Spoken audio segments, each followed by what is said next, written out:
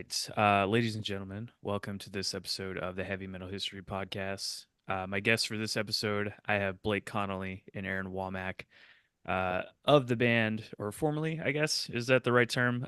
Me and him called us. Yeah, It's formally, I fair. guess. Yeah. Yeah. Blake's also done a couple other bands like Dead in the Dirt and Infernal Coil. Aaron, you were in Oh Brother for a little while, I think, right? Yeah. Okay. Couple about the same amount of time as MAHCIU. Okay. So today, we're here to talk about the 20th anniversary of C Drive of Love Stories. But before we get into that, the thing that I like to start with on the podcast to kind of get the conversation going here is Aaron, I'll start with you since you're first on my screen here. Um, Tell me a little bit about your personal heavy metal history, like those bands and records that you remember that kind of like got you into the genre. And it doesn't even have to be like purely metal, even stuff that's like adjacent or whatever. Like I love hearing about all those disparate influences. Yeah, totally. I actually just listened to your Thou episode yesterday, Oh, um, cool. which is awesome. That was really, Yeah, really, really good interview. they But were yeah, fun, man. I Mitch heard was that. cracking me up the whole time. Yeah, they seem really cool. And I think, Blake, do you know Brian, or is that just he booked our show, right? Yeah, I know all those guys. Yeah. Hell yeah. Nice. Oh yeah, but I listened to that one, and then I listened to the one you did with Ethan McCarthy. They were both really good. Thank you, man. I appreciate that.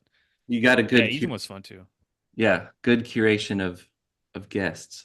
But yeah, I like that question. That's one of my favorite questions to talk about is like finding metal and stuff. Hmm. But I listened to Christian music because it was my dad's a pastor, so I wasn't allowed to listen to anything outside of Christian until teenage years or so. But there's a lot of good music in that genre. But I started out just like recording cassette tapes off of the radio because I wasn't allowed to get some of that music. So I just like listened to like the local alternative rock stations. And I would just kind of like stand by with a cassette and just kind of like wait for a cool song to come on and hit Hmm. record. So I had a bunch of cassette tapes with just like edited out commercials of radio stations. So that's how Oh I wow. got non-Christian music. Like it was like Third Eye Blind, stuff like that, just like whatever was on the radio in the late 90s, I guess. Yeah, that sounds right. Third Eye Blind Alternative. era. Yeah. But like there was like I liked punk music and like MXPX and stuff like that. I skateboarded and I started wanting to hear like something a little heavier. I just was drawn to distortion and louder music and anything that was a little more extreme. Some of the early crossover ones I don't quite remember, but I just got really into like solid state records, and there was a radio station that played like Christian metal music where I lived, which is like Dayton, Ohio area. Okay. And I think it was on like at 1 a.m. or something. It's just like a couple hours, and you could call in and request stuff. So I would just like, and it was Saturday nights. It was only 1 day a week.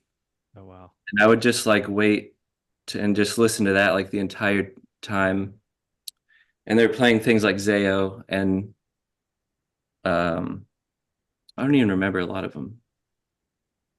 But Yeah, those I remember some of that era for sure. it was Um, called G Rock, I think. That was the name of the radio station. I assume it stands for God Rock. I don't know. But uh, I just really liked like Blindside and Embodiment, especially. My email address for the longest time was embodiment at AOL.com because I just really liked their first two albums. yeah, those bands were like they were like an early like kind of proto deathcore, if you will, band. But like Yeah. more on the hardcore side, I felt like. Yeah. I mean, I liked POD also, just like anything Blindside from that era. Under Oath got into them. Mm, yeah. But then there was a there was a venue near my house called Gathering Grounds, and I think it was just like sort of a youth center. I started checking out shows there, like pretty much just any show that would happen there I'd try to go to if I was free. But I saw Symphony in Peril there, Ooh, nice. and they like I liked their demo they put out. I didn't actually hear much after that, but this is like 2002, I think. Yeah. But I just saw them live. Mostly that was the main thing I liked. And then like who else played there? Beloved played there. Um oh, I went to see Ludacris play. Oh, before Uh, they were Norma Jean. But and they I don't know if they did this at multiple shows, but they announced on stage that they were changing their name. So I don't know if that was like the first one or what, but that was like that kind of blew my mind, that show. Man. So Man, so that's you got to see like all that early era like Christian yeah, hardcore and metal stuff. yeah, pretty lucky actually that I kind of just stumbled because there's not like a ton of bands, so it's really easy to do a sweep of it all and just like take in everything. And there's a lot of different genres they're pulling from. Yeah. And like Training for Utopia is another good one. Yeah.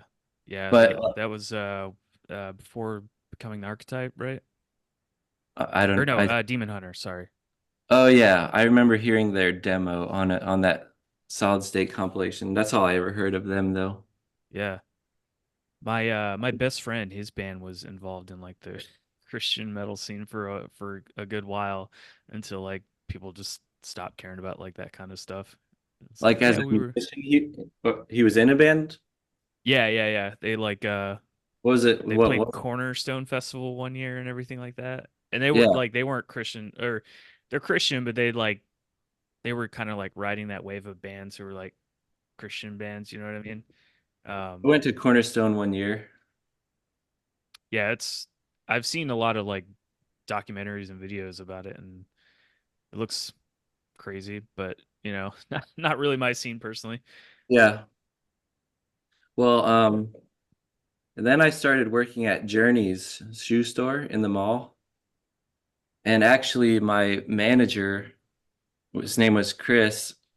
I mean, I'm like 16 at this point. Hmm. My manager was in the band, the hardcore straight edge band Suffocate Faster. Okay. And then also I worked with the singer of Dead Poetic. These are like Ohio Oh, bands. yeah, I remember that band. But I just remember like I only worked with him for a second, but my manager like took me to one of their shows. And I mean, I don't know how old he was. It's hard to tell, but probably early 20s or mid 20s or something. But that's like one of the first shows I went to where I saw like the hardcore scene.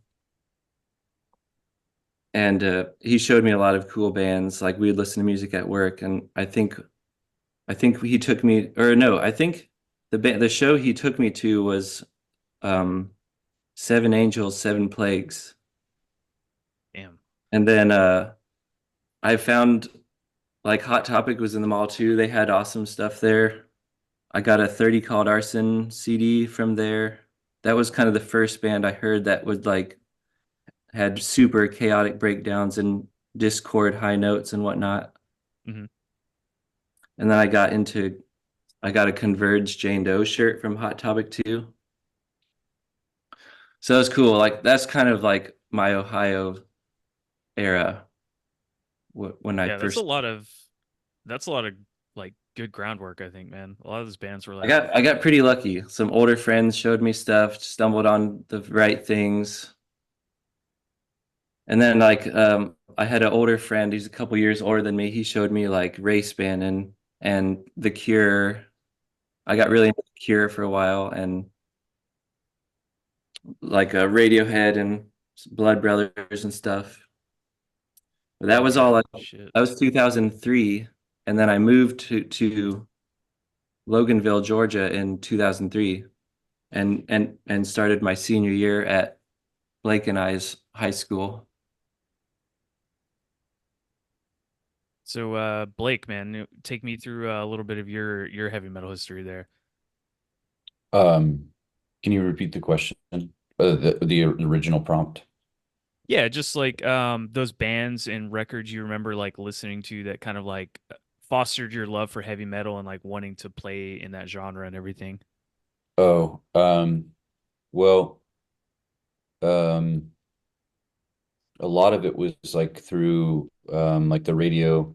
I grew up in a pretty secular household, so I didn't have like that kind of I guess restrictive aspect until my parents wise to like, you know, profanity or, those kinds Hmm. of things being present in the music. But um I um I remember a lot of it's like kind of silly, but like a lot of it was like from I guess my earliest bit is like, going to like baseball practice and the like rock station locally would play like White Zombie. Um and that was like a big spark for me. I have this interesting story. I actually talked about it in another interview. But I used to have like I think we lived not on it felt big to me. It probably was like less than an acre, but we used to have like a big backyard. It had to have been an acre. It seemed huge.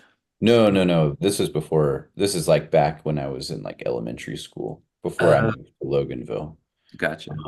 But yeah, yeah, when back then, I remember like just like playing around in the yard, and it was kind of like wooded, and we used to have like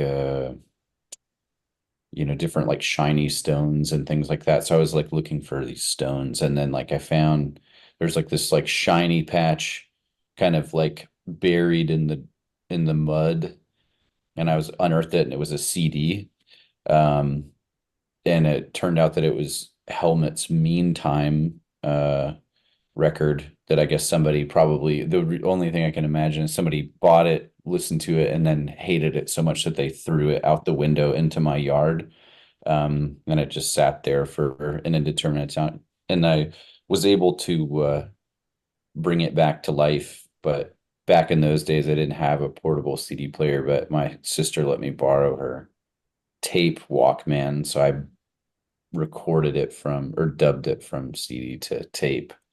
And I felt Oh really wow. cool because I had like, you know, this like underground, like relatively unknown, uh, especially when you're in elementary school, that kind of thing. So, but yeah, I mean, Helmet was a big influence early on. And then also kind of silly, but like, I was really into Mortal Kombat. And I don't know Yeah. about anybody else, but the first Mortal Kombat movie has a pretty banger soundtrack. It's got Fear Factory and Napalm Death and Killing Joke and um White no. I know those three for sure.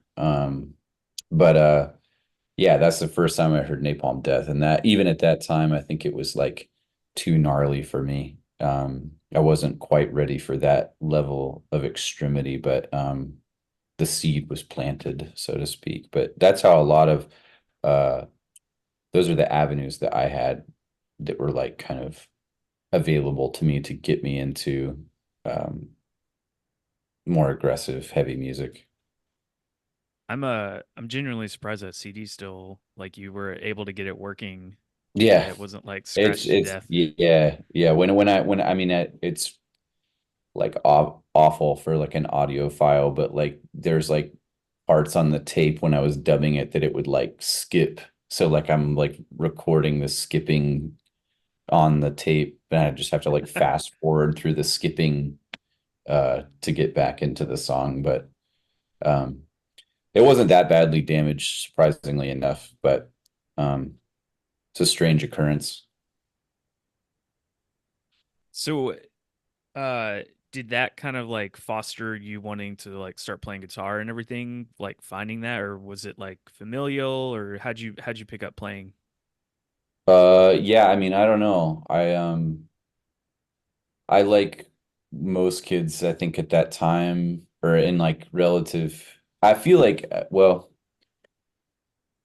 I feel like in Atlanta or especially like where we were in Georgia, there's like a lot of music there. It Yeah. didn't really come into focus until I went other places, but like that's a really like common, I guess, hobby or interest in that area, more so than other places I've lived. Um, you know, I lived in Boise, Idaho for 8 years, and a lot. It's very rare that you find people that are into music or playing music that Yeah. early on or having that kind of proximal kind of influence from peers. But um, anyway, I was like trying to get good at skateboarding, but I'm pretty bad at skateboarding. I don't Yeah. really like I don't really like getting hurt unnecessarily.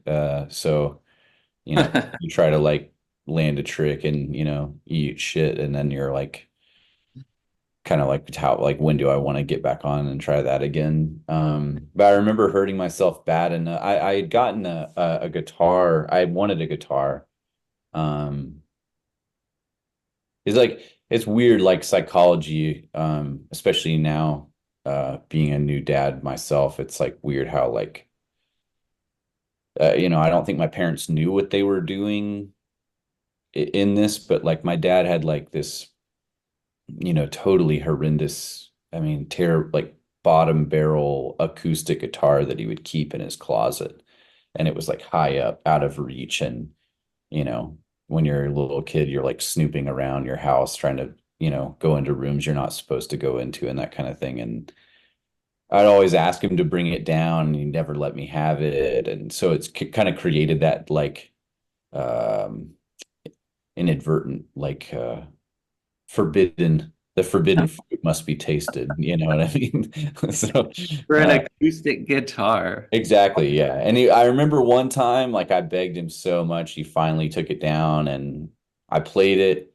I mean, it was totally out of tune. The neck was all warped and you know, it sounded bad, so he like put it up pretty immediately. But um around nine, on when I was 9 years old, my parents got me like a starter pack Oh, electric nice. guitar, and then I started taking lessons after that. I think I just wanted to do something. I think that's probably like a psychological push subconsciously, but then also I just wanted to do something different than a lot of like my other peers were doing, just trying to find my identity. I didn't have like a thought of like being a rock star or anything. I just wanted to do something that, because my dad was like really adamant about me doing sports, and again, I'm not like I don't really like team sports. But and I'm bad at skateboarding.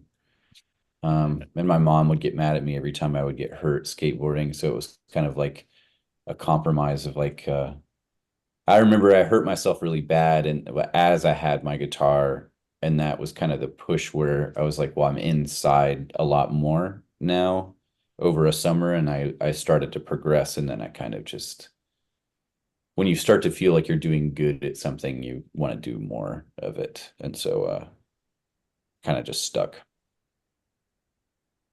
So, Aaron, what about you getting into drumming and everything like that? Um, I apparently when I've just always tapped on stuff. I used to bug my parents so bad. I'm just always, even now, I just tapping on any surface I can find, trying to make sounds and keep rhythm and stuff. So I think pretty early on it was obvious I was going to be a drummer. So my parents got me like a practice pad.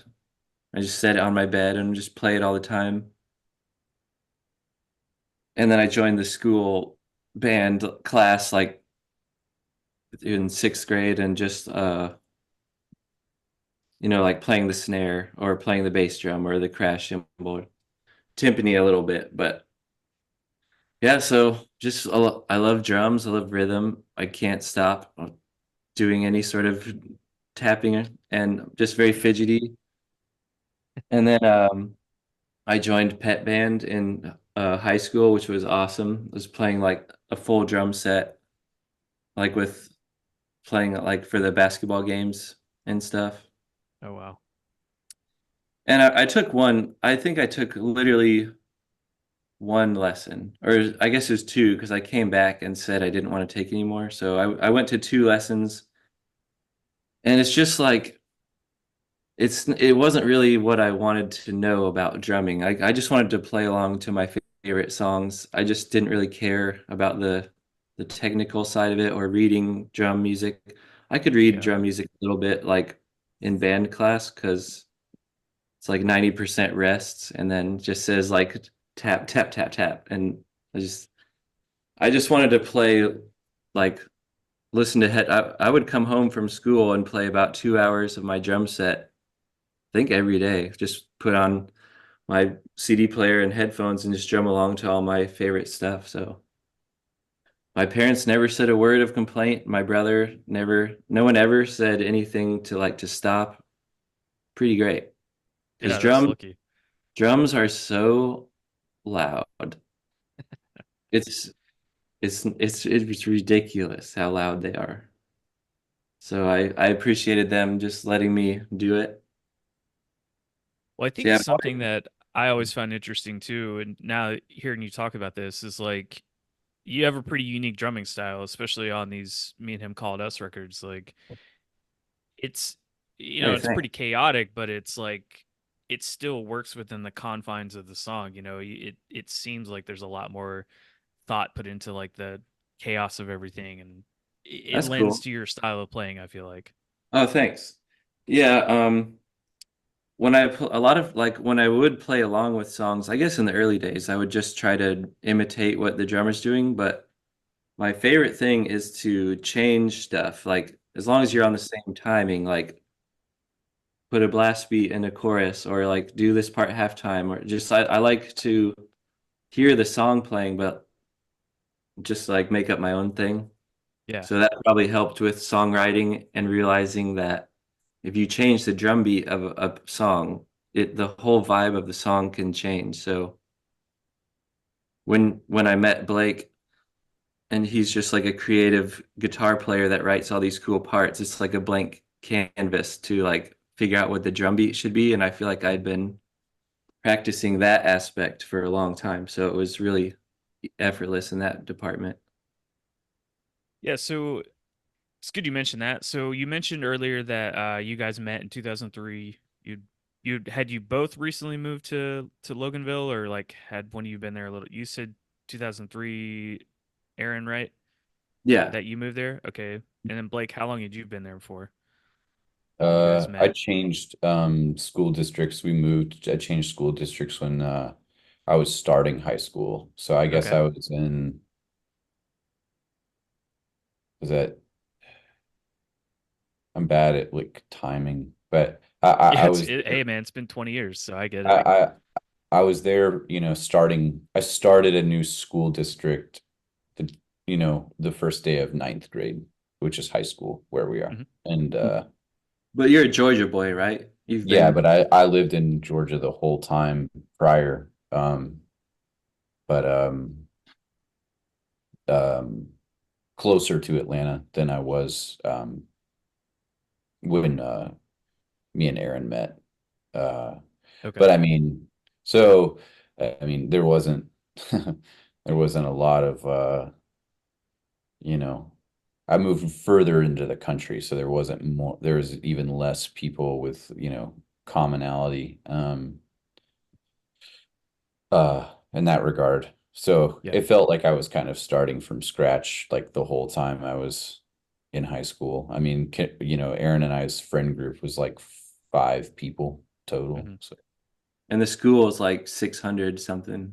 Yeah, which is huge from what Aaron was used to because he was came from a private school. Yeah, So there's like 30 people per class at my school, and it's a K through 12. So it's just like the entire school saw each other. Like kindergartners were around. It's cool because you get to know tons of people from different age groups. But like the people in my class, we'd known each other for like almost 10 years at that point, like just going through life together. So when I moved to Georgia, I didn't even know what to do with a school that big. It's like, how do you even try to make a friend or something? And yeah.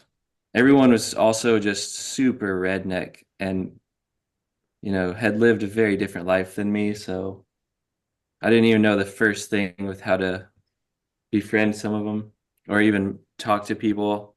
I didn't talk a lot. I was pretty quiet in high school in general, so it was rough. But luckily, Blake introduced himself to me, so I did make a friend that way. So that worked out.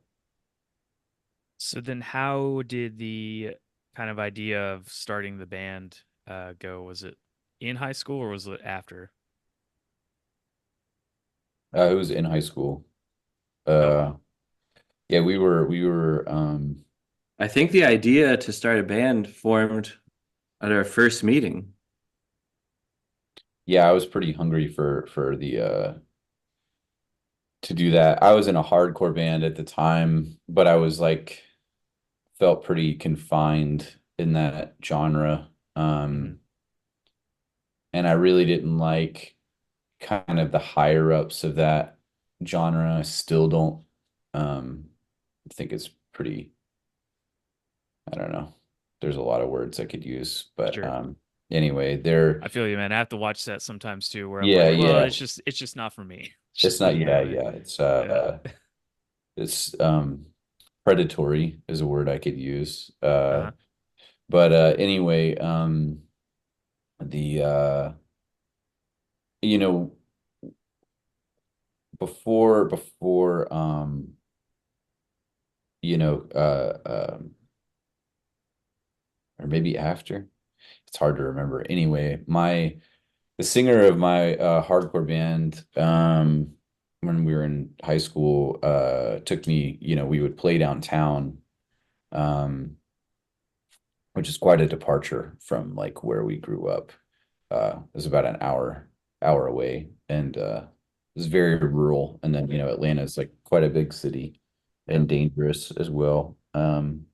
And But there was a small distribution label called Stick Figure that used to have like a warehouse space where you could go, and he would, you know, have, I mean, it was basically like a mini record store, but Hmm. Yeah, highly curated, you very know, highly rated. and he was able to speak on, pretty much anything you would like pick up and like show him, and he would tell you like for fans of, or like some fact about the band, or anything, Yeah, which is his name super helpful.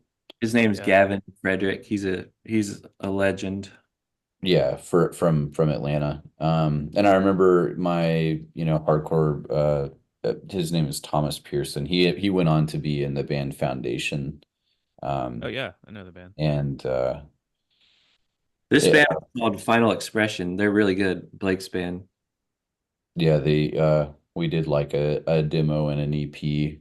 I think I got in that band when I was just, I think I was 13 at the time. And Gosh. then I got out of that band when I was like 16, about to be 17. But there was a time when there was overlap and I was in both bands. But to answer the question, I was already kind of hungry to kind of try to expand and play different styles of music that Hmm. I felt like I had to dumb my playing style down to play hardcore, because it's so rigid and formulaic. Um, it So was difficult to for me to do that. And Yeah, it wasn't fulfilling, right? right, right. And I mean, It really is extremely formulaic and like stiff, and it's so repetitive. Yeah. But He only there's plays so many masters, breakdowns, just like like mosh parts. Yeah. any genre has masters who do it well. But like as a whole, it's just like it's kind of very rigid, as you said. Yeah. Yeah, yeah. So, when I met Aaron, right off the bat, it was kind of just like a immediate click of like, um, because it wasn't just we didn't bond over like heavy stuff. It was like he had already had demos of, his, you know, um, me stuff, and then it became Hark in the Hands Askew later on, and then, um, but it was, for those who are unfamiliar, like atmospheric sometimes, and then kind of singer-songwriter sometimes, and Yeah. multi-instrumental. Uh, Lo-fi bedroom indie ambient. right. Um, but that was like very impressive to me that he had that amount of drive, because even, the other dudes in my band were, you know, not they wanted to do a band, but it was more for like the to be involved in the hardcore scene. It felt Yeah. like at times, more like a social thing rather than like trying to create art. And Aaron had more of a emphasis on trying to create art, which resonated with me. Um, so yeah, I think for the first day I came over, I was like, yeah, we should just like write music together. Never thought about Yeah. it that way, actually. Yeah. That's awesome. Yeah. I mean, Uh, I Go ahead. sorry, go ahead. Oh, No, no, you. I was gonna say, like, I definitely could tell you guys were like very, at least from my perspective, you can tell me I'm completely wrong. That's okay. Mhm. But it seems like there was a lot of methodical input into this record. The way you like staggered the chaos of the songs with like the piano and kind of like lower energy stuff in between that. Like, it's very purposeful, like how it's laid out like that. And I appreciate that level of, you know, putting that time and effort into a record like that. Yeah, it's more or less an ambient record with some bursts of energy, which Yeah. I remember actually a band that I think we both really vibed on with that was Old Man Gloom, Uh-huh. especially like Meditations in B, like just the notion that there was all these sparse segments. I remember both of us thinking that was really cool. Yep.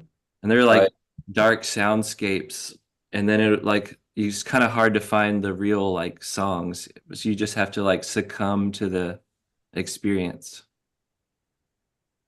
Yeah, when I was revisiting the record to just kind of like get prepared, I usually like go on bike rides and just play music and everything like that. And I forgot how short the record was. You know, it's like 20 minutes, something like that, I Yeah.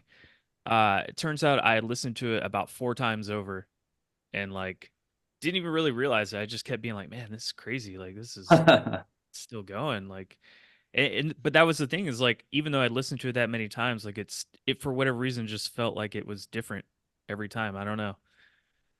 But I also zone out when I'm writing, you know, it's Yeah. just like it was a good experience, I felt like. Cool. Are you a cyclist No, I wouldn't or say a I'm a commuter? cyclist. I just like riding to kind of like chill out and like do like a little bit of exercise. I got a nice little like river that I can ride around here. Nice. Yeah. But I don't That's like what ride on the road or anything. But, that's what I do as well.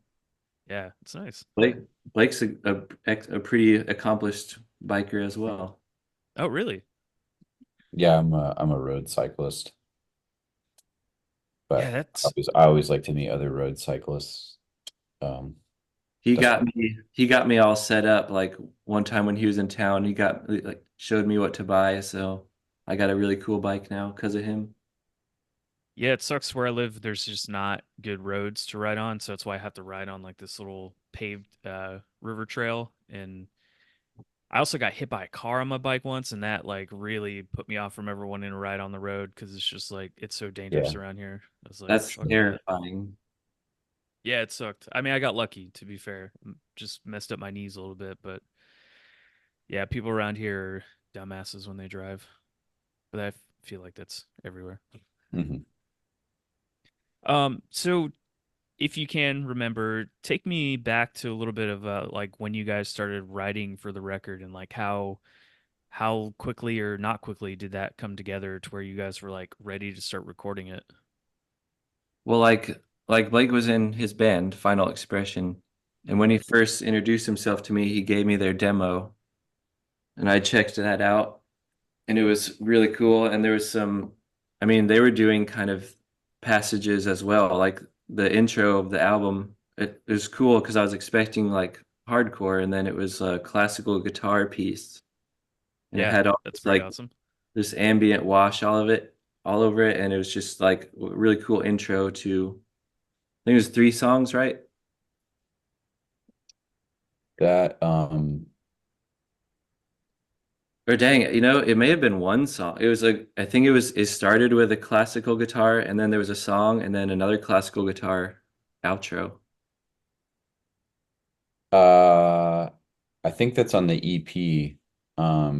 The classical song is on the EP. The demo may or no, maybe you're right. Maybe it is on Oh, the the EP is where I played bass on, the five song. Oh, okay, yeah. So yeah, it's just three songs. Um Yeah, Blake got me to play with him a little bit. It was really cool. But I Nice. when I first moved here and met Blake and he gave me that demo, I think you guys played a show. You had a show coming up also, and they opened for Converge, which is Whoa. insane. Yeah. And I went to that show and I had never seen anything like it. And I just remember I was kind of like the new guy around, and I just remember just thinking like I had found my new culture and people and everything. Did I guess I filmed that show, right? Because you have footage of it, and I vaguely remember filming. You may have given me a camera and just said film stuff. uh Isn't there? I vaguely remember that. There is, yeah, I mean there is footage of I remember watching that footage when you first uploaded it, and there's a few camera things that I like. A core memory was unlocked, and I remember like zooming in that way. yeah, I mean there's footage. I always try I kind of forget to think about who the camera person was in those instances, but Yeah, same. I feel like that's right. Yeah. I saw some photos I took literally just this morning actually. I took a few Converge photos at that show in my film folder Oh over wow. there. I was they're pretty cool actually. Yeah. But yeah, so when we first started writing, I already had seen his band play, so I got to see like how he played, and like I was just studying his style the whole time and like thinking like could I collaborate with this person, and I was like so into it. So he had a drum set as well at his house, so it made it easy to not have to like load gear over. Like I could just show up at his house and we're like ready to go. Because his family had like a big basement where you could like be a little quieter or louder, I mean, but it was quieter to upstairs. But we just started, I think within a couple weeks, I went over to your house and it kind of just started flowing out. Yep. Yep. It's like you already had a ton of ideas ready to go. Yeah, Because I miss those days.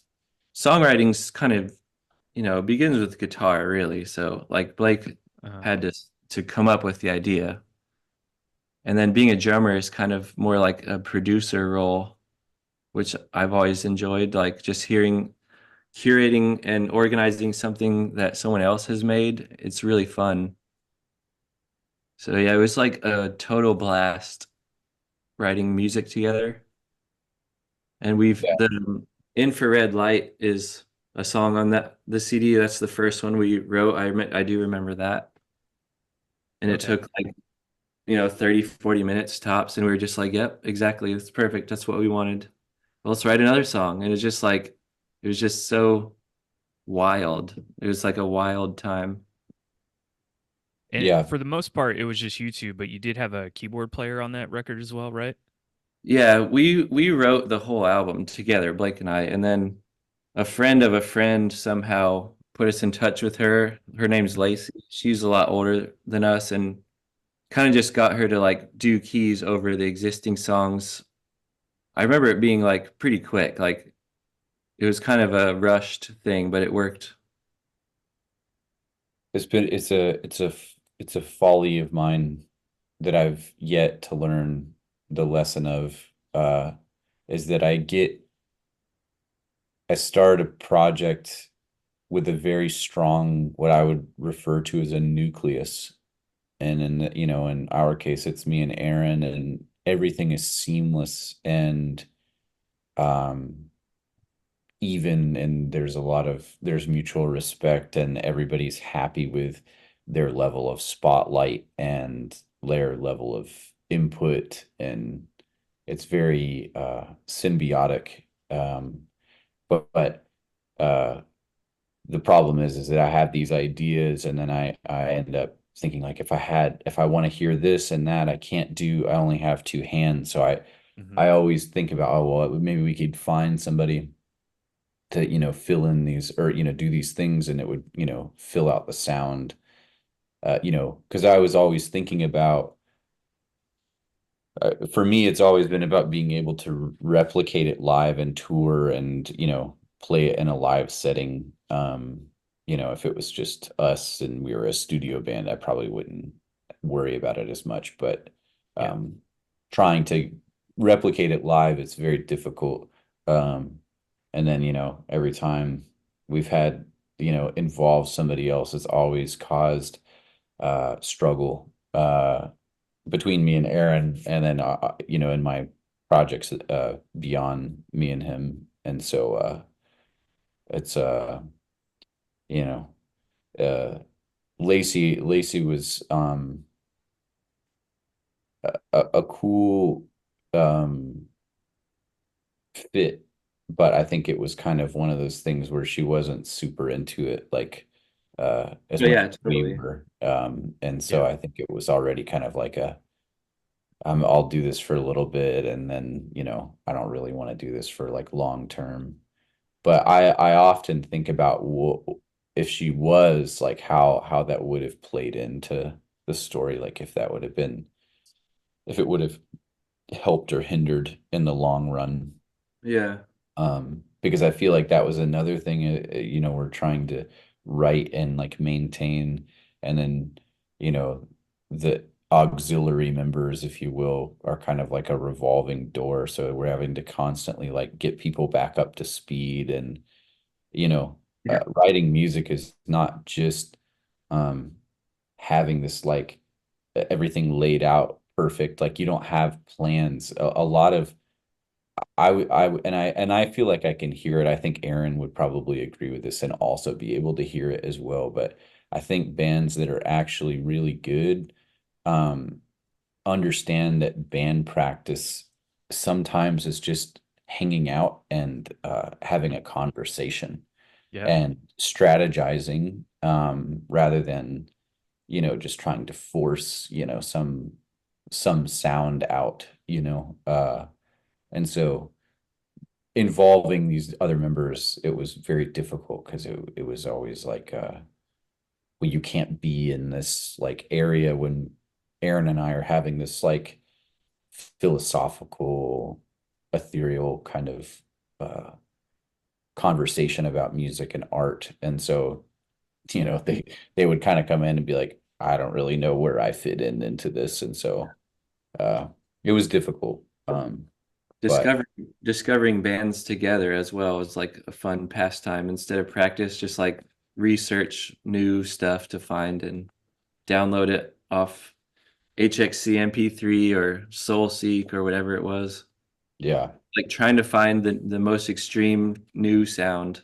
Soulseek especially, I think, because That was you. the I the, when I the went to your true house, heads, yeah, you always had. yeah, the true heads, like their ability to like classify, I would have like some users on that list that I was like, man, this guy is like a total nutcase, because he's like got it like down to like micro genres, subgenres, organized by like country of origin, shared members, all of this stuff. And like, to me, that stuff is like just like candy for me, where I'm like, oh man, yeah, like Same. all these super specific, you get down to the end of the folder and it's like one band that fits, you're like 17 folders into this, like, you know, one Polish member death metal that, has a violin, like, just these steps. But that Yeah, was I like I remember very Soul Seek, man. I integral. used to use it a lot too. Yeah, very integral to finding obscure artists and things like that. Yeah.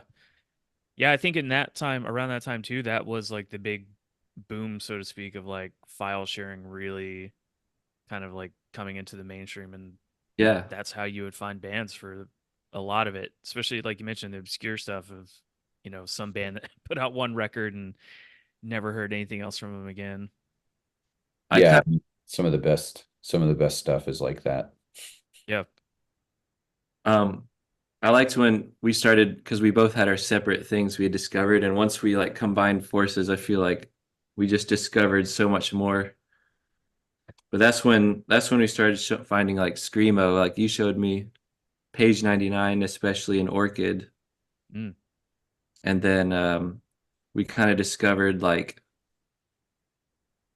just Arab on Radar and like really weird stuff. And Yeah, I I'm mean, glad. Gavin was also like very responsible for that. It's hard to pinpoint like every step of like how every, line of, getting into these bands, but um yeah, like going to Stick Figure Records like on a weekend, that was like what we would do. And you could just walk in and Gavin's like, "Uh-oh, trouble from Gwinnett."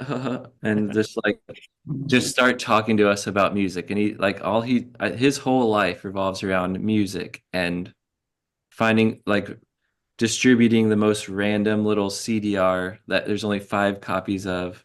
He just loves that sort of thing.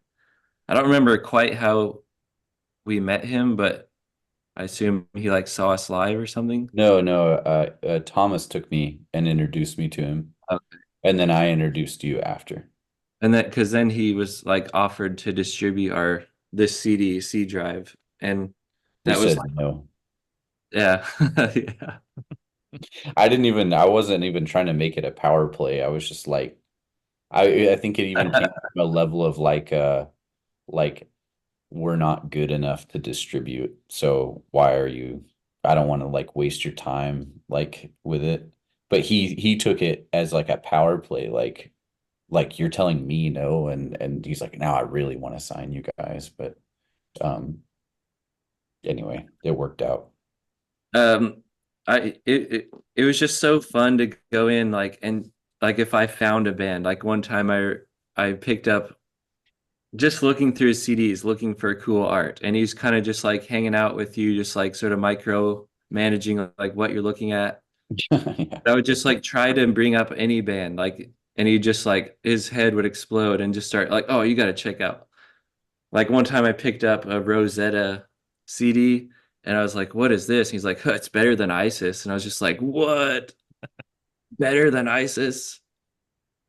And then I one time I went in and just told him like I'm really starting to get into like slower, heavy stuff. I just want like what's the heaviest stuff you have? And I walked out with like a stack of CDs like 3, 4 inches tall. And he like got me on Corrupted, El Mundo Frio, and like Sleep, Dope Smoker, Boris, Amplifier Worship. Oh He man. just I didn't know any of this stuff. He just like you should get this, you should get this, buy this CD, get this one. And I just like whatever he said, I just bought it. And like he just showed me these insanely heavy, cool bands. And I found like Sun through all that. But like if you just asked him a question, like just guide me to something, I want it to sound kind of like this. He would always have you. Yep. It's good to have that like that that guru, so to speak, like the guy that just kind of knows everything, can Yeah, and he booked shows enlighten too. you. So he would like get us on shows. Like a cool band would come into town, he'd get us on or like suggest us for it. He was just heavily involved in the Atlanta music scene, like on the distribution and like performance end. I don't even know how old he was back then, but he's probably like 30 something. Nearing, yeah. He's It's just funny, he would try to get us on these shows, and then it's funny because it's like such a small age gap as you get older, but like kids that were 6 or 7 years older than us were acting like, who are these kids? Like, why do you keep putting these dumb kids on this, on these shows? Like nobody likes them. And that was like our pretty much our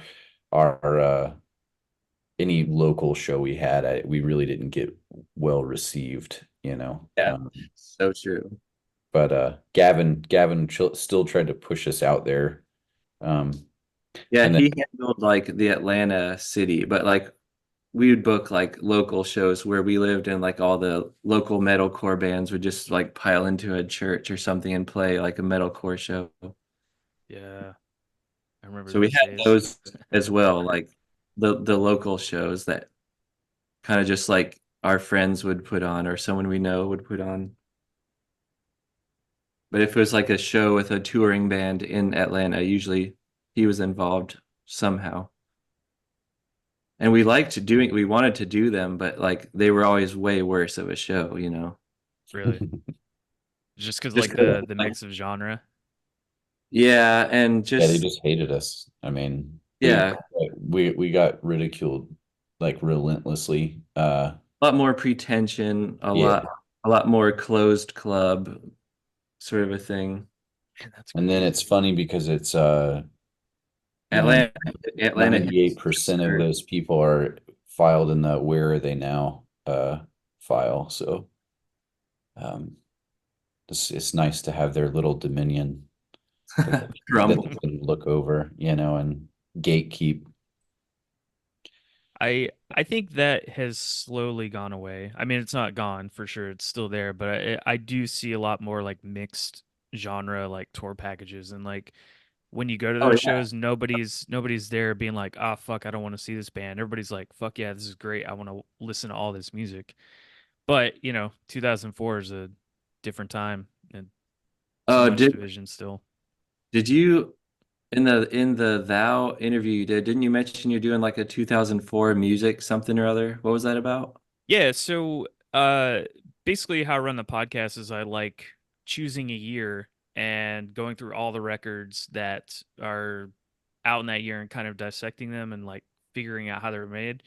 When I can get a band on to discuss it with me, that's usually what I like to do, but there's a lot of them that just like band members aren't alive or it's such an obscure record, like there's no information on it at all and stuff like that.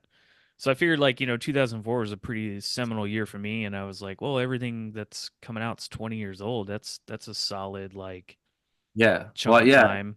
that's why I was interested because I did kind of the same thing. Like since we were having this anniversary, I just started looking up 2004 in music and I just kind of went down Yeah. a rabbit hole and I made a collage and put like all the stuff we were listening to together. It was quite the year. Yeah, I mean, yeah, just even like the list that I've gone through so far, it's like, man, how many of these bands are like gone? That's the really interesting thing that like the ones that aren't together anymore, and then the ones that are still like putting out music or like maybe lasted like another 4 or 5 years after that. Um, I don't know. I just find that kind of fascinating, and I kind of enjoy history and especially music. So it was like, hey, this is what I want to try and do after kind of getting out of the music scene for a little bit. It was fun to be involved in the music scene back then, especially 2004. Like when we finally got our album mostly written, it was pretty exciting. I'd never gone into record like that, so that was a new experience.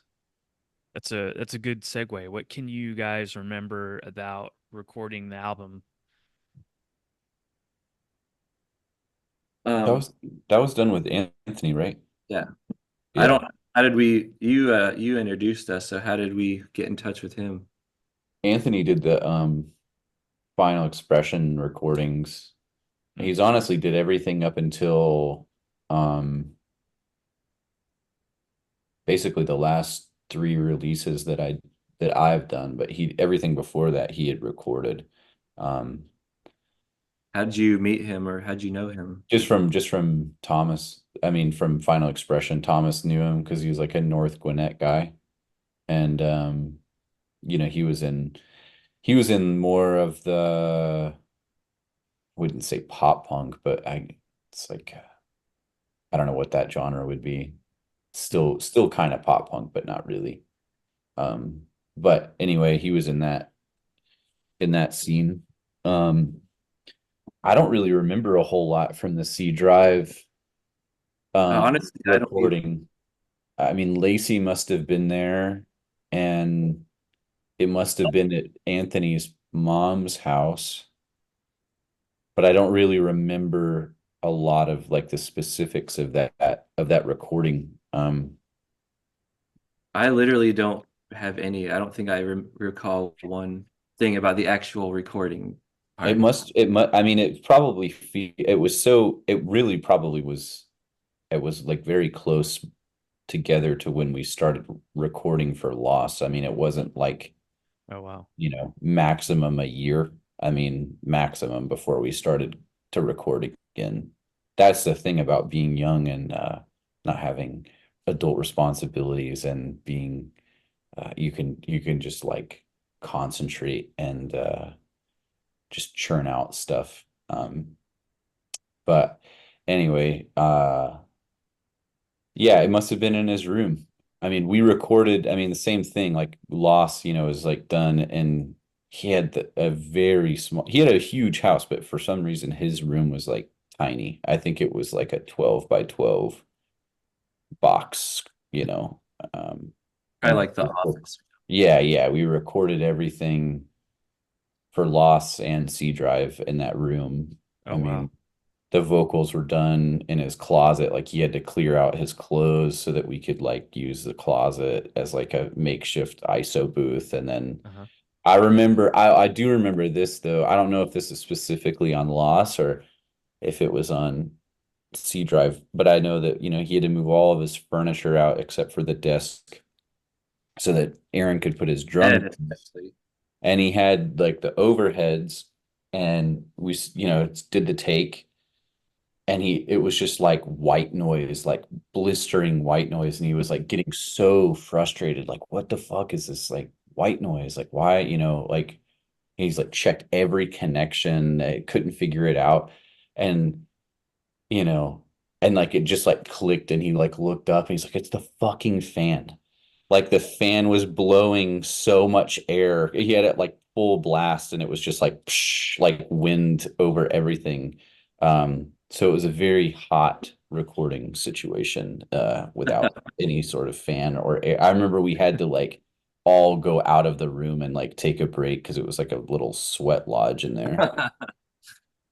I So can I can imagine, especially with yeah, how small you're saying that room is, and yeah, yeah. I mean, what, 4 or 5 people in there. yeah, and then his CPU's putting out Ugh. a Yeah, ton of and heat. it was upstairs too. It's Yeah, just yeah. And it's in Georgia. I mean, it's hot Yeah. all the and time. it So, was summer. Do you yeah. happen to remember like guitar tunings you used, like what your gear was back then and anything like that? I'm like really interested in that stuff, so I try to ask that I when I remember. I typically keep my tunings a secret. Hey, that's totally fair. But as far as gear is concerned, it's funny because it was actually a point of contention with me and Aaron at one point in time because Hmm. the way uh Anthony would record is he would use like MIDI stuff and like plugins. So all of the guitars and bass and electrical everything were direct in to like a MIDI interface, Oh wow. rather than like a proper mic scenario.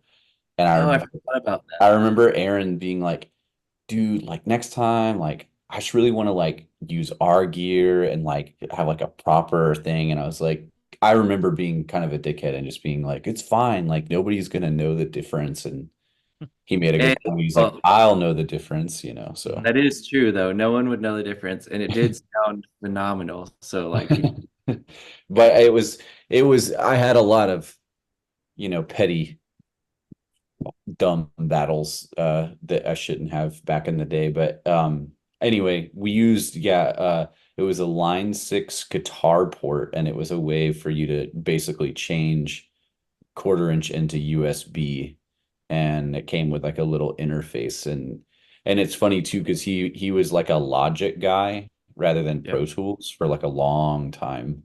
He didn't adapt to Pro Tools until I guess that was like 2011, 2010. Wow. So quite a while on Logic. And um so yeah, a lot of all of the amps were like just plugins of, to replicate something else. Trying to get feedback was like very difficult in that scenario though. I don't even remember how we were able to get that. I think that's why the feedback sounds that way though, because it's Mm. um like we digital basically, feedback. yeah, we had to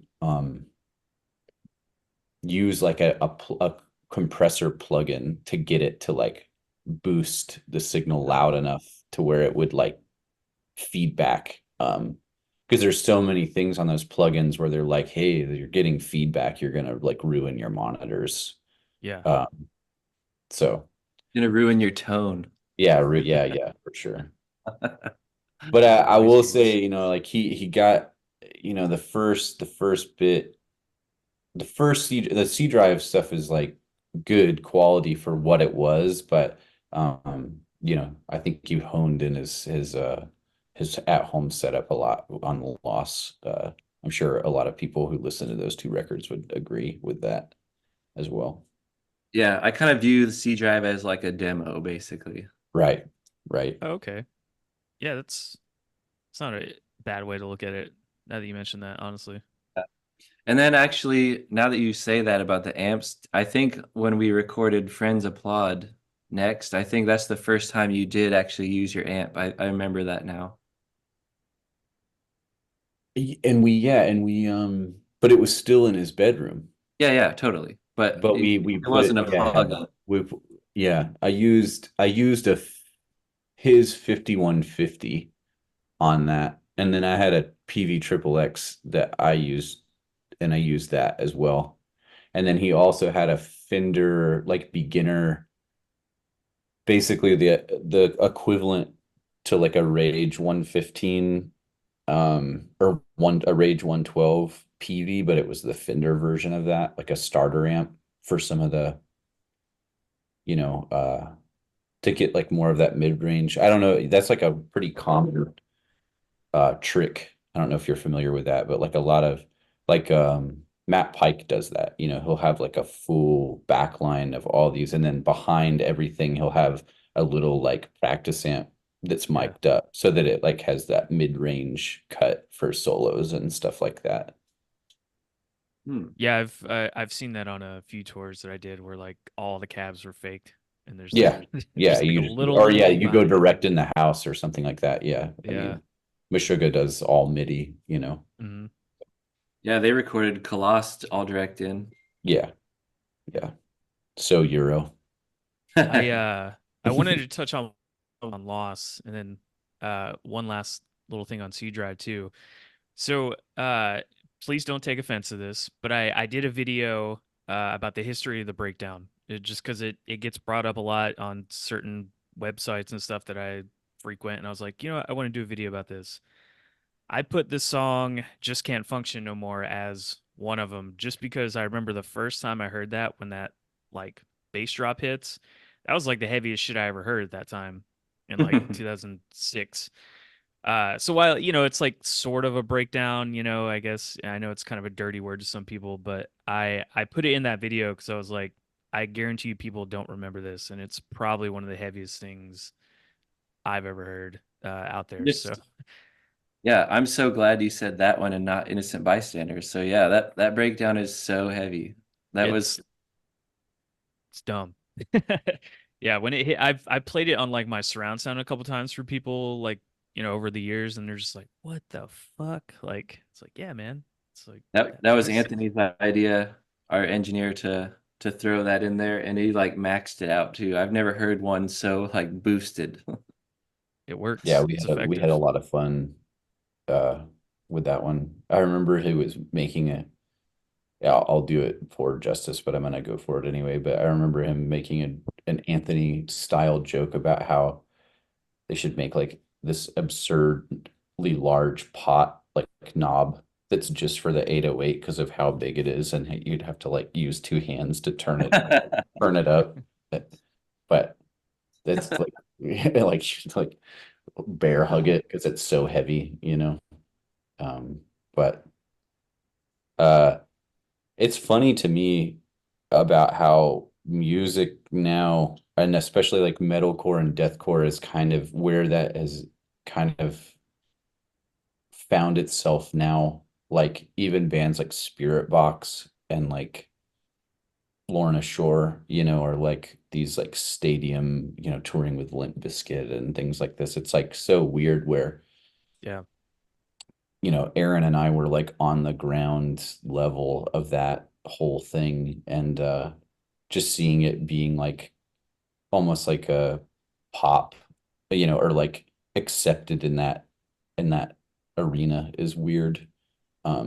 And how like 808s and things are like now like uh I mean that was This it was like punk. I mean it was DIY. It was like our thing as a scene, as in a time period that was created to do that, whereas now it's all these like big producers and stuff have all this like gear that helps you sound and do all this stuff. It's really strange how that's kind of evolved in being oh, you can just buy this like plugin, or you can buy this piece of gear and it does this like thing that we were struggling to figure out, like how do you make it sound heavier, how do you do um I mean, I remember my tiny stint of recording and having to like manufacture an 808 and all of the loops I had to put myself through to like make it sound right. Yeah. You know, taking like a floor tom hit and then like putting it through like an octave drop and then reverb and all, I mean, just like tons of stuff to make it sound like an 808. But it's a weird thing. Yeah, Um, it's that's why like I think it's important that people don't forget like where a lot of this stuff came from. Like you said, you guys were on the ground floor of it. There were that that was like such a new thing in 2003, 4, even going on to yeah, like early 2010s, and man, now it's just like it's a part of songwriting almost in a way. yeah, and how everybody in that genre now is like trying to outdo one another on like, there's, I mean, on YouTube especially, it's like all these like dudes that look like me, unfortunately, but they're like have these like reaction videos. Like, this is you like, can you like check me out? I'm experiencing this. What are these guys doing? I hate those Like, it's videos, man. so it's They're so so fake. cringy, dude. But and it's like, all these like video effects, like where it's like shaking and like Yeah. they turn red and stuff. And, like, like it's just like, or their like eyes, like it's like Tim and Eric effects or whatever. But, you know, it's like, it's just so funny that that's like now where we're at with it, with like people being like, oh man, like this new breakdown, this is like the craziest one I've ever heard. And it's like, it's gotten to the point where it's like, uh I don't know, just it doesn't even feel heavy anymore. It's just like Hmm.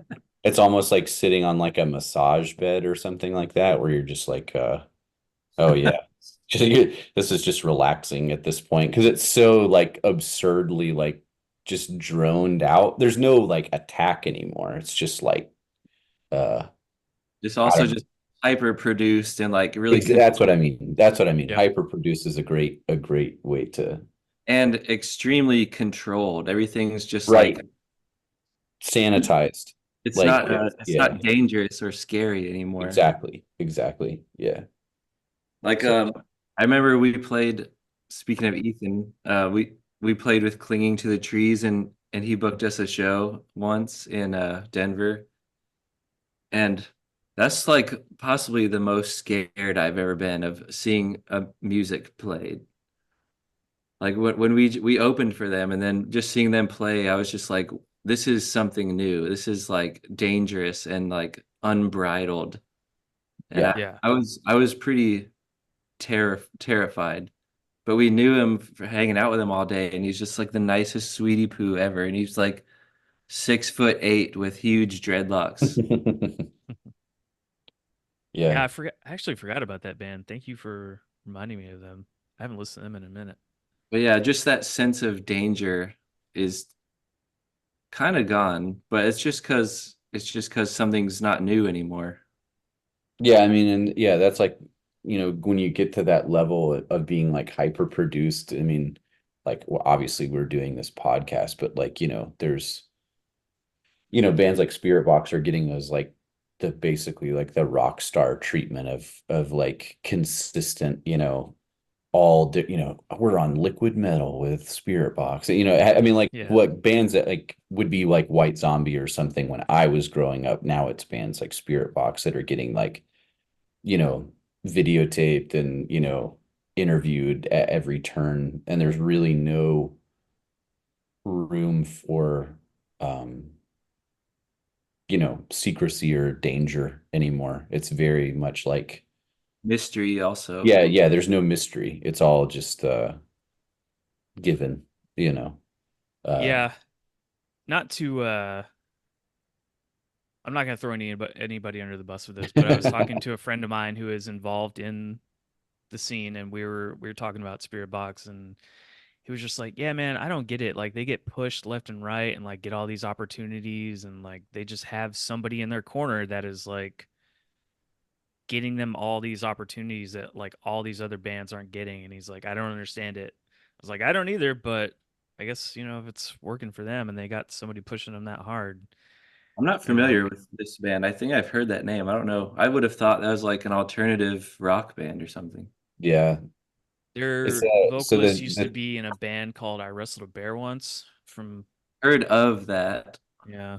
but that They're was like consecutive, like basically like me and him's, you know, time ended and then a few years later that band kind of cropped up, but they were playing that kind of similar like spastic style Oh, okay. Yep. scene, esque, I you know. dived into the indie world in that era because that's when I joined Oh Brother. So my references were switched a little bit.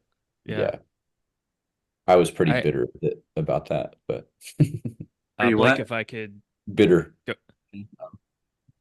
if I could give you a compliment real quick, that talking about like danger and just metal sounding like I don't know, not overproduced. When I first heard that Dead in the Dirt record, both the records, or like was one an EP? I don't know. Mhm. When I first heard it, man, I was like, okay, this is something different. This is some real mean ass shit. And Oh yeah. I don't feel that way often, like you said about music, but I remember and I didn't even know you were from Me and Him back then. I didn't really learn that until probably a few years ago when Infernal Coil came out. And I was Mhm. like, oh, this is the same guy from all these bands that I like. So, That same uh, asshole At out the of the time, at the time, he probably didn't want to damage their reputation by saying he was in Me and Him. So that was a I, negative. yeah, I've done that every time that I've started a new project is I try really hard. I learned that from Tragedy actually. When Todd started Tragedy, he contacted every promoter personally and was like, do not put members of His Hero Is Gone on the flyer. Like I don't yeah, want to have the carryover or the expectation of being in that band. I want it to be like its own thing. And so when I heard that that's what he did, which I'm a total fanboy for everything he does, is I was like, oh yeah, I'm gonna do that as well. Same. So I get it. Sometimes, wanting to stand on your own legs with something new is more important than riding on something you did, 20 Yeah. years ago. Yeah. And now, but now with Grow as the an artist. internet as it is, it's like pretty difficult to keep anything a secret anymore. You know, everything is has a thread to pull. But I mean, considering all that, like, here I am, wanting to talk to you guys about this thing that came out 20 years ago. I mean, it's gotta at least, make you realize that this was important to a lot more people than maybe you realized, and it still does hold like that weight in the genre. And feel free to disagree with me. No, This is just it's my definitely opinion a here. consolation because I mean, a lot of the, things that, me and Aaron have discussed over the years. I mean, we had we made a lot of we tried really hard to make that band be the best that it could, and we're always game to make it evolve. But, you know, those were difficult years. I mean, trying Yeah. to pave new road in any or in constantly being, someone being able to skyrocket above you like instantaneously, I mean, Daughters is we're huge Daughters fans. And we were, current, but because they had As the Sun Sets before, when they started Daughters, they were able to skip so many uh levels to get to where they were. But it still was like demoralizing when we're like grinding so hard to just get anything, and then they're just like they're just like shoot above us, and they're like where we want to be, but I mean instantaneously. um and but it was Low it does also. it is con it is there is consolation in having people care now. It would have been awesome if you guys were there then, but I know, man. who knows how our life would be now. Maybe we'd be where Spirit Box is, touring with I Limp Bizkit. I just think of Back to the Future. One day your kids are just really gonna love this. Yeah, totally. Yeah, exactly. Yeah. Um, One last thing I want to touch on here. I don't want to take up too much more of your time, but as far as like lyrically, with the band, like who did what with like writing? Because I know you both kind of did vocals. So who took up what with the writing duties, and what were Aaron, some of the themes that you guys are writing about? Because honestly, I can't find the lyrics anywhere. So maybe I'm just not looking in the Aaron, right place. Oh, Aaron is definitely more responsible for the lyrical content, I think, on everything that we did. At I the time, wouldn't. I feel like he was just better at it. It was just one of those things where you kind of just divvy up, who's stronger at what, and he was definitely more involved in that aspect. So I think at first, like C drive, like I think 100% just about. But I would have answered that as a true collaborative lyrical partner with you. I was Like just trying to keep up. I didn't really. I wanted to get better at it, but I don't even think I really hit my stride in my lyrical output until Infernal Coil. I mean, I think that that's like the only time I've really felt good about my lyrical content. But huh. I feel like Aaron has had uh, a mind for that kind of thing since the beginning. Yeah, I have my high school. I was one of those people with a high school notebook of poems and stuff. Oh, nice. Yeah, yeah, and I guess having that little bit of writing under you translates, to being able to like put it into songs. If you're like into writing poetry and stuff like that. Yeah. But as far as like the content goes, we both just wanted like pretty much just like lovely poetry and like introspective, like compelling wording and stuff. Like it was supposed to be more of like a introspective beauty, sort of sadness, as opposed to just like angry or I mean the C Drive lyrics are just random, like we're just joking around, just goofing off. So Yeah. I guess for that album, it was mostly just to be funny. we especially were still in that we were still in that kind of um later on you kind of realize it's like a almost like a defense mechanism of definitely. like trying to downplay your art and not make it so serious because people are just gonna like tear it apart anyway. So why not make it like satirical Yeah, right off the bat? Um, absolutely. but as the band went on, I think we were kind of like, we don't want to do that, and we want to like actually try to be Yeah. real. So Loss is like a complete 180 turnaround. Just we just dove into the depths of emotion. Damn. yeah, But Which Maximum is Rock funny and because Roll hated the shit out of it. I think for they gave us like the worst review I think because of just like the whole package of everything. I don't think they really like screamo though, so I think that we were already at a disadvantage. I think they like shit on a lot of screamo bands, so yeah, that was a weird time for mhm. that because like metalcore and deathcore were blowing up so big that something kind of weird and avant-garde and not quite grind, not quite fully screamo, just like nobody knew what the fuck to do with it, which is yeah, unfortunate because I vaguely remember there's just constantly like pressure, social pressure to like dislike us, it seemed. hmm Like that was the trend and like you need to hop on board. Yeah, yeah. And now well, here we are somehow. yeah, yep. Now So, we're more popular now than we ever were. Yeah. man, well, all right, let's throw out a hypothetical here then. What would it take to play a show and play both the records front to back? Wow. I Uh, don't know. it would take a lot for me to remember my parts for sure. I have a I bad can habit imagine. of Yeah. I have a bad habit of like throwing out stuff that I'm not currently using in my head. So, I mean, Yeah. even some Infernal Coil stuff, I'm like, oh yeah, I have to really think about like what I was playing. But I would imagine the guitars would be pretty hard to learn. Drumming is not so, it's like, it's pretty clear what's happening. You can just play along. I yeah. play Yeah. along to our songs occasionally. I get winded, but like the memory is there. Just like I just need to brush up on the arm strength and back strength.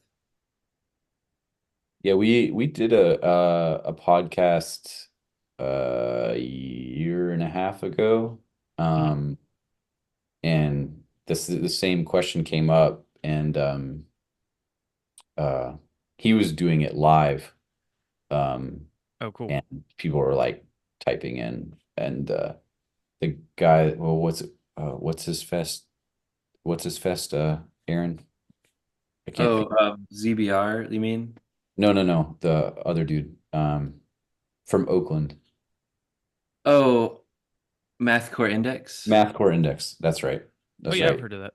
Yeah. He he puts on a fest, and we talked very, very preliminary right after that. But then at that time, he was expecting, I think, his second child, and then shortly after that, me and my wife were expecting our now twin boys, and then Wow.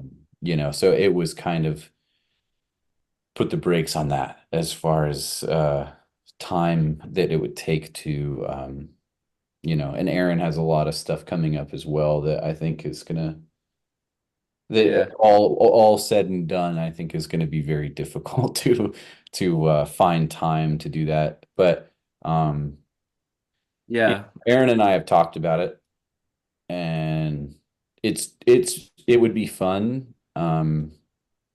It's just, trying to find time. Logistically, it's a nightmare. Yeah, with just, anybody who's Life. listening, thinking about having children anytime soon, it's like, you can't uh bathe or eat. Um so when those things, that's like what the level of time I'm working with these days, where it's like, oh, I have to like shove 3 bites of food in my mouth, and then I have to go back to that. And oh, it's been 6 days since I've taken a shower because I can't have time to shower. So it's very difficult to find time. Yeah, twins. I can only imagine how much time you don't have. You're just probably in the negative at this point. Yeah. How old are they? How old are It's they now?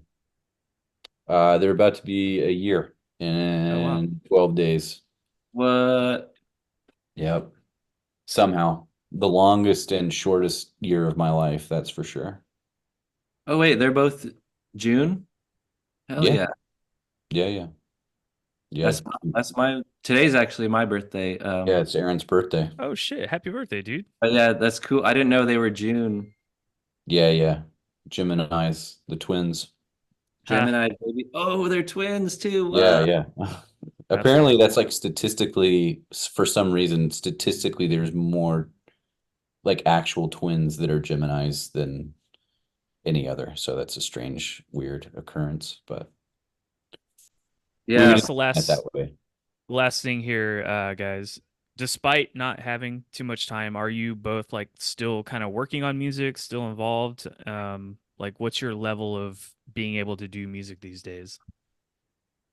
Um, well, yeah, I think we'd both probably love to play a show again. That'd be awesome. It's just it's not we're down to do it. I just don't know how realistic of it actually happening, but I Sure. mean, that'd be super fun to play some of our songs in a live setting. We've talked about just doing something new too. Like I would love to play something again together. Blake's my favorite guitarist I've ever worked with, so I would love that. But apart from that, I'm not doing anything at the moment really. I keep my drums set up in the shed, so I play them now and again. But Nice. I want to make a an album one of these days of something I've had written for a while. But it's just like just me. And um, I was gonna say something else. I forgot. But It's yeah. okay. So at the oh, that's what I was gonna say. In a month, I'm about to have a son as well. My wife and I are expecting, so we'll see how much time I have as well. Congratulations, man. I like what Blake texted me this morning, and he said, "Where is it? Oh, I truly can't wait for you to experience the suffocating possession of true love and fear and joy when you see him for the first time." And about sums it up. Yeah, My it's my best friend had kids a few years back, and that's kind of what he told me too. It was just like I've never felt this feeling, and it's weird, but like it's like yeah, I'll never understand it, man. I don't plan on having kids, so I'll just be I'm with yeah. them sure, longer. like in the first year or two, like where Blake is, I'm sure that's like mostly just damage control and just like desperately trying to keep a life alive. Yeah, Yeah, they definitely want to do they're in that stage now where they're like they just want things they're not supposed to have. Like Yeah, exactly. that's shiny. I'm like, that's a knife. Don't touch that. Or, like what's down there? I'm like, it's 8 feet off the ground. Don't go down there. Like so. I'm hoping same with me. I'm hoping that once they're like more of a an age where they can exist and you can just sort of slightly relax a little bit. I think having kids makes you dive into your own passions more because you're like trying to show this new person stuff and trying to show them what you like. And I hope for you especially that you get a creative burst of wanting I to. I think I will. My other friend Aaron Turner of Sumac and ISIS, that's in our conversations about child or having children and what that's done for them and for now I'm understanding for me it's um I definitely think it's that for me I haven't been able to really write in times where there's it's kind of stagnant. Like a lot of people during the pandemic, there's so much music being written during the pandemic, but for me, I was like, it's the last thing. I have all the time in the world, and the last thing can like think about or devote time to is writing music. So I think for me, this gigantic occurrence in my life will definitely ignite a lot of things as it did with Aaron and Sumac. A lot of those songs are in direct correlation to the birth of his son and becoming a father. Um, and the music and the feelings are all like direct line from that. Um, which I'm excited to see what that'll do for me as well. Yeah, Yeah. it's good to not like force yourself to if you're not feeling it. Yeah, That's I definitely am that not. doesn't work. Yeah, yeah. It's sometimes I pick up the guitar and it's like physically repulsive to me where I'm like, ugh. Like I'll play like one chord, I'm like, I gotta just put that down. It's really not the right time. Um, which is weird, when you like that's like such a huge part of your identity. But Yeah. it probably won't last forever, as nothing does. Yeah, it's just Absolutely. not the time. Not the time. I'm the same way. I don't really just, I'm not one of these people that's got to play drums every day still. I draw too, or I used to, but yeah, that's the point is like I only draw if there's a reason to. I just don't have like sketchbooks just filled with stuff. I need some sort of time constraint or like a project to work on. Yeah, I Yeah. do work well under having a deadline as well.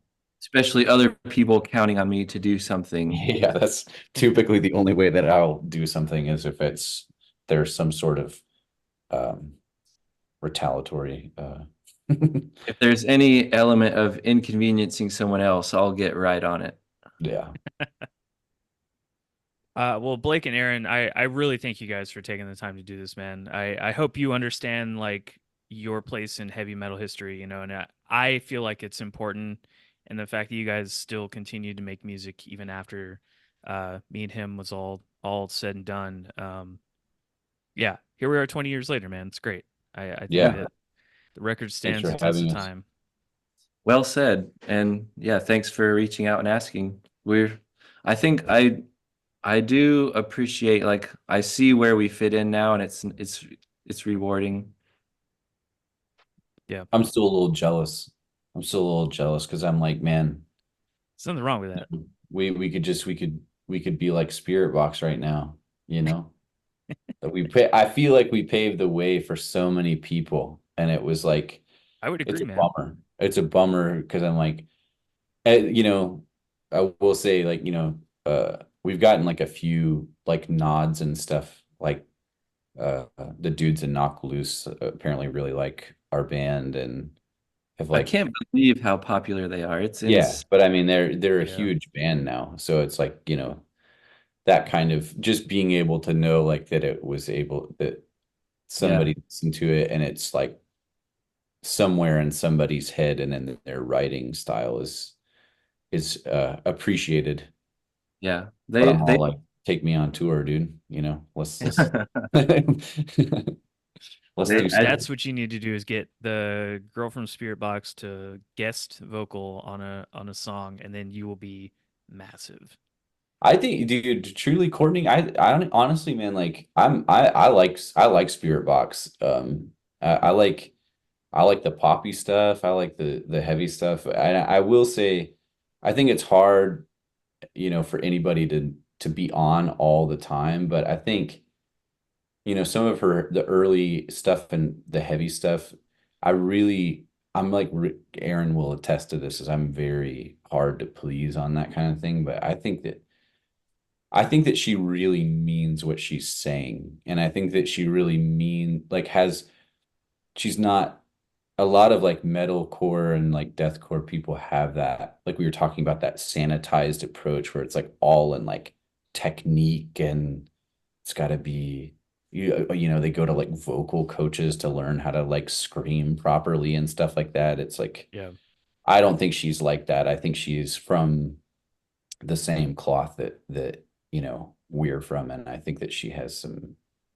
It's the DIY thing I think is still very present in how they act as a band, but um yeah, they should take us on tour if we're yeah, that's what we should say. That's our terms. If me and him will come back if Spirit Box takes us on tour.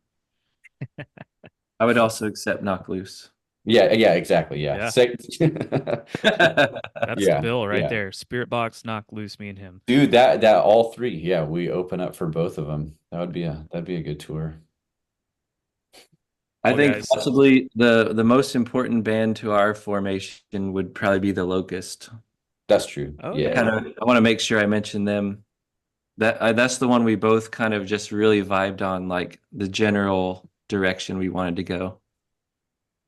I Yeah, it's think they pretty just kind of called pretty it quits unbeatable. recently, didn't they? Oh yeah, the drummer died. Yeah, Gabe. Yeah. Yeah, that's right. That's what it was. That's Man, a bummer. Yeah. What a phenomenal musician.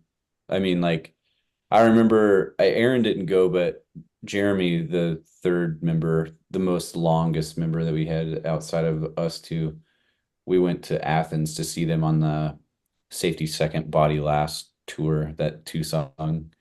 And Gabe set his drum set up right at the edge of the stage. Like the monitor, it was just enough room for the monitor in front of his kick drum. And I thought that was so sick that, it was like so aggressive to be that close up front. And we stood up front and we were like parallel with the kick drum. So it was just like all kick drum right in our like head level. And it was awesome. It was a great experience. Just I've like, never seen that. I wish that'd be awesome if more drummers did that. Just be yeah, yeah, it's established dominance, be up front. Yeah. totally, totally. We did that sometimes. My main thing was I would always set up sideways. I couldn't explain it why, but it just felt right. Like I didn't want to feel like I was behind the drums. I wanted to be more a part of the band. So I'd set up hi-hat facing crowd, and I had to do vocals too. So like the microphone would be over there. So when I sing, I'm like facing the audience. Yeah. But yeah, I would always try to be like involved with Blake and whoever was playing with us. Like I wanted to be more like with them than like separate. So that's Yeah, and it should cool. be that way. Yeah. Because, especially if you're doing vocals, there's a lot more you're adding to than just like trying to keep beat and all that. Yeah. But yeah, like you said, it's been 20 years, so thanks for thanks for talking about old times with us. Yeah, Yep. man. I appreciate you guys coming on. Seriously. It's fun. I like when I can like talk to bands that I enjoyed over the years and, Yeah. Keep up your develop show them. too. It's really good. I listened to the Jacob Bannon one as well. It's Yep. awesome. Thank He's you, a man. legend. That's awesome that you got him on. Yeah, I got lucky with that one. I think I've explained explained this a few times. I was friends with Mike from the Red Chord, and they had that band Umbra Vitae that they were doing together. And I just had Mike on, and I was like, "Hey, man, I don't usually like asking favors like this, but what are the odds that you can like get me in touch with Jacob to get him on?" He's like, "Say no more. It's done. I'll get him." And Amazing. it happened. I was like, "Damn, dude, Keller? thank you, thank you." Mike Keller? Mike McKenzie, Mike McKinsey. Oh, okay. yeah, from Red Chord. Right. We were we were supposed to be we were supposed to be on Guy's label at one point in time. Oh, Black Market. Yeah, that was Oh, like nice. right at the end. And we sent him a press package, and I think he was like, I just need to hear more from them. And I was like, that's all we got, man. I'm not gonna write more music just so that you can think about it. So, Yeah. Right. but Oh, you remember that. Yeah, that's what our Friends Applaud, the Comedy Is Over album is basically like our demo to get signed. Oh, wow. yeah, I did not know And, that. and we split it up into two parts, and then one of them didn't come out. So that's where we fell apart. But that 6 song collection that came out on Wax Festival was the first time we like compiled it all together again. And yeah. but that was Yeah. like that was our demo basically. Yeah, we were gonna be on before that we wrote the songs for this label that was called New Weatherman, that was a subsidiary of Ferret. And Hmm. See You Next Tuesday actually got our spot on that label. Uh, Heavy Lolo was rooting for us and trying yeah, to. Heavy Lolo. Uh, yeah, those are the boys for sure. They repped us really hard back in the day. Um, I don't forget things like that. So those dudes are awesome in my book. But yeah, they held us on the line for like a year. I'd call that Damn. guy and be like, "Hey man, what do you think?" And I'm just so busy. And then finally it got to him, and he's like, "Oh yeah, it's not gonna work." And then like a week later, I found out I would see you next Tuesday. It's gonna sign to the, and I was like, and then they broke up like shortly after that too. I think they did one record on that label and then broke up after. Yep. But we're boys with see you next Tuesday as well. Yeah. I just had them on Yeah, I a couple saw months ago Drew. actually. Yeah. Yeah. Yeah, yeah, Oh yeah, I They're saw they're that one. dudes. I need yeah, to listen to that one. I'll get on it. But yeah, that like I was saying, good. Thanks for having such a good show. Thank you. Yeah, I yeah, appreciate man. that, man. Seriously. We keep getting uh distracted here, which is awesome. I love that part of it, man. Just like having conversations, you know. Yep. But I will let you guys get back to your lives. Happy birthday. Congratulations on the kid. Blake, good job keeping kids alive for a year. Yeah, man. Keep them We'll see how the next year way more. goes. All right, guys. All right, man. Thanks.